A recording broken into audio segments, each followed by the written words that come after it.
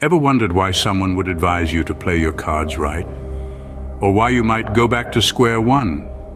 These phrases, my friends, are what we call idioms, and today we're diving into the world of sports and games idioms. So buckle up and enjoy the ride, starting with play your cards right.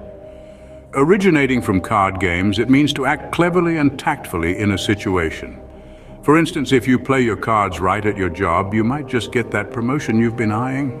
Next, we have put or lay your cards on the table. This idiom encourages transparency and honesty, just like revealing your hand in a card game. For example, during a business negotiation, one might say, "It's time we laid our cards on the table and discussed our real intentions." Moving on, pass the buck, another card game idiom, means to shift responsibility onto someone else. Picture this, a manager who constantly passes the buck to his employees, avoiding his responsibilities. Similarly, call someone's bluff means to challenge someone to act on their threat or prove their claim. Imagine a friend constantly boasting about his cooking skills, so you call his bluff and ask him to prepare dinner.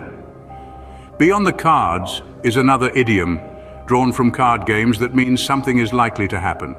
For example, if you've been working hard and showing dedication, a pay rise might be on the cards. Now let's switch gears to gambling idioms. When the chips are down refers to tough times or challenging situations. Just like in a game of poker, you might say, "She always manages to stay optimistic even when the chips are down." Your best bet simply means the most effective or suitable action or choice. For example, taking a taxi is your best bet if you want to reach on time. Next up, take the plunge, a phrase borrowed from swimming, means to commit oneself to a course of action that is decisive and potentially risky. For instance, after years of dreaming about it, she finally decided to take the plunge and start her own business. Go back to square one, an idiom from board games, means to start again because of a failure or setback. For example, the project failed, so we had to go back to square one. Be wide of the mark, an archery idiom, means to be inaccurate or wrong, like his guess about the surprise party was wide of the mark. Now let's bounce into the world of sport idioms. Start the ball rolling means to start an activity or task. An example could be, he started the ball rolling on the project with a brainstorming session. The ball is in your court means it's your turn to take action or make the next move. Like in a tennis match, you might say, "I've done all I can, now the ball is in your court." Play ball means to cooperate. For example, the two companies decided to play ball and work together on the project.